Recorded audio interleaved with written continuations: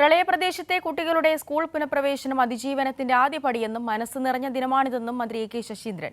മേപ്പാടി സ്കൂളിൽ സംഘടിപ്പിച്ച പുനഃപ്രവേശന പരിപാടികൾക്ക് ശേഷം കൈരളി ന്യൂസുമായി സന്തോഷം പങ്കുവയ്ക്കുകയായിരുന്നു മന്ത്രി. ഉരുളെടുത്ത മുണ്ടക്കൈ ചൂരൽമല നിവാസികൾ അതിജീവനത്തിന്റെ പാതയിലാണ്.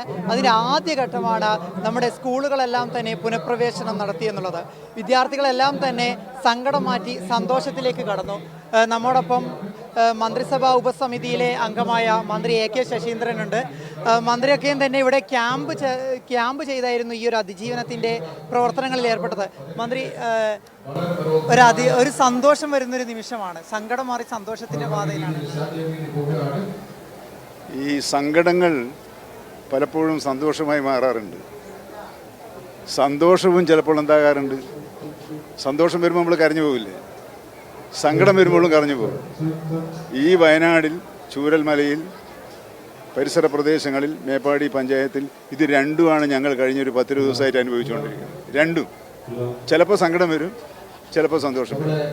അതിൻ്റെ ഇടയിൽ നല്ല സന്തോഷവും മനസ്സമാധാനവും കിട്ടിയ ഒരു സുദിനമായി, സുന്ദര ദിവസമായി ഈ പ്രവേശനോത്സവ ദിവസത്തെ നമ്മൾ കാണുന്നു.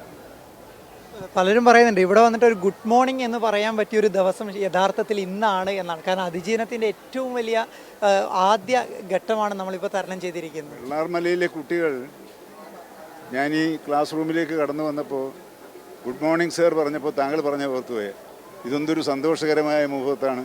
ഈ സന്തോഷത്തിന് വേണ്ടിയല്ലേ നമ്മൾ ഇത്രയും ദിവസം പ്രവർത്തിച്ചത്. ഇതുപോലെ വരുന്ന ആളുകളിലും വയനാടുകാർക്ക്, വെള്ളാർമലക്കാർക്ക്, മേപ്പാടിക്കാർക്ക് സന്തോഷത്തിൻ്റെ നാളുകൾ വരുന്നതിൻ്റെ തുടക്കമായി ഈ പരിപാടിയെ നമ്മൾ കാണണം. ജനങ്ങളുടെ സഹകരണം എന്ന അത്ഭുതം ദിവസേന എന്നോണം ഇവിടെ നടന്നുകൊണ്ടിരിക്കുകയാണ്. ആ അത്ഭുതത്തിനാണ് നന്ദി പറയുന്നത്. ഇത്തരത്തിലാണ് എല്ലാവരുടെ മുഖത്തും സന്തോഷമാണ്, സംതൃപ്തിയാണ്.